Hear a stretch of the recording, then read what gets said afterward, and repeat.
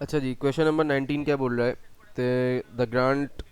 The government grants a company a cash sum of rupees 120,000 on 1 January 2011 to assist in the acquisition of land.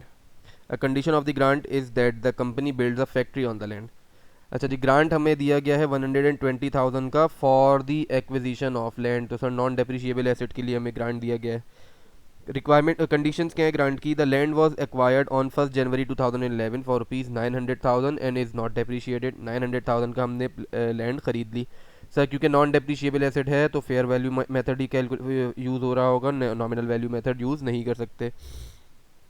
The factory was completed on 31st March 2011. Total building costs of rupees 300,000 were paid in cash on this date, and was available for use immediately and has a useful life of 3 years and a nil residual value. ठीक है जी, तो आप the government grant was received after compliance with certain condition in 2010 the prior year. With the exception of the completion of a factory building, all conditions attaching to the grant had all been met on the date of receipt. तो sir depreciable non depreciable asset है तो fair value method use करूंगा. Recognition कैसे होगी grant की? Grant की recognition कैसे होगी sir? On the basis of factory building. Factory building की यूज़फुल लाइफ आपको बताई गई है 3 ईयर्स. सही है जी. तो इसी 3 ईयर्स को यूज़ करके मैं अपना ग्रांट को रिकग्नाइज करता रहूँगा. एंट्रीज अगर मैं पास करना शुरू करूँ,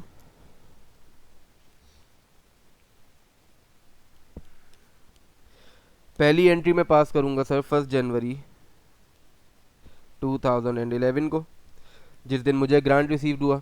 इस दिन की एंट्री क्या पास होगी? Cash debit and DJI credit. कितने का ग्रांट रिसीव हुआ था सर? 120,000 का. तो 120,000 से एंट्री पास हो गई. फिर इसके बाद 1 जनवरी 2011 के बाद मैंने लैंड खरीद ली फ़ौरन ही फ़ौरन. तो इसी तारीख को एक और एंट्री में पास करूँगा, land debit and cash credit.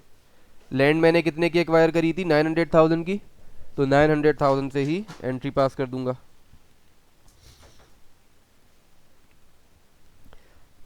अच्छा, अब इसके आगे फैक्ट्री बिल्डिंग हमने बनाई है 31 मार्च 2011 को. तो 31 मार्च 2011 फैक्ट्री डेबिट हो जाएगी एंड कैश क्रेडिट 300,000. सही है जी. सर मेरी ग्रांट की कंडीशन जो थी कब सेटिस्फाई हुई? जिस दिन मैंने अपनी एंट्री फैक्ट्री बिल्डिंग खरीदी. सही.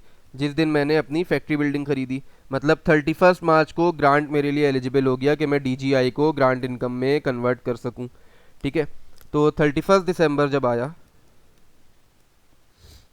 तो पहली चीज़ तो मैं डेप्रिसिएशन चार्ज करूंगा.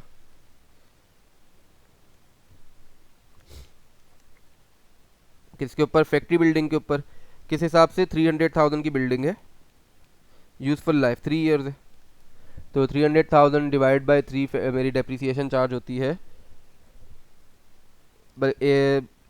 3 महीने के हिसाब से 9/12 75,000 की. सर बिल्डिंग मैंने 31 मार्च को एक्वायर करी थी ना, तो मतलब 3 महीने बाद एक्वायर करी है, साल में सिर्फ और सिर्फ 9 महीने यूज़ हो सके, तो 9/12 करूँगा. Depreciation expense debit, accumulated depreciation या अलाउंस फॉर डेप्रिसिएशन क्रेडिट. इसी तारीख को 31 दिसंबर 2011 को मैं डीजीआई को ग्रांट इनकम में कन्वर्ट करूँगा. तो DJI debit, grant income credit.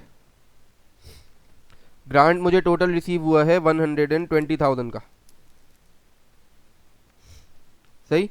इसको डेप्रिशिएट इसको ग्रांट इनकम में कन्वर्ट मैं किसकी बेसिस पे कर रहा हूँ? फैक्ट्री की बेसिस पे. फैक्ट्री की यूजफुल लाइफ है 3 ईयर्स, तो 120,000 को भी 3 ईयर्स में ही मैं अपने ग्रांट का पार्ट बनाऊंगा, इनकम का पार्ट बनाऊंगा.